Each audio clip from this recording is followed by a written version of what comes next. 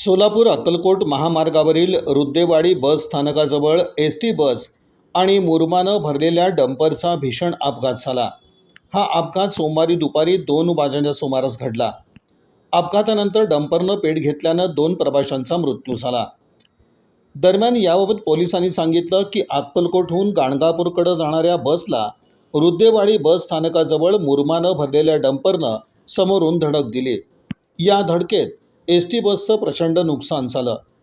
अपघातानंतर पुढे जाऊन डंपर उलटला आणि डंपरनं पेट घेतला। बसमधील अनेक प्रवासी किरकोळ तर काही प्रवासी गंभीर जखमी झाले। या अपघातात 2 प्रवाशांचा मृत्यू झाला असून मृतांचा आकडा वाढण्याची शक्यता पोलिसांनी वर्तवली। अपघातानंतर मदतीसाठी ग्रामस्थ धावले।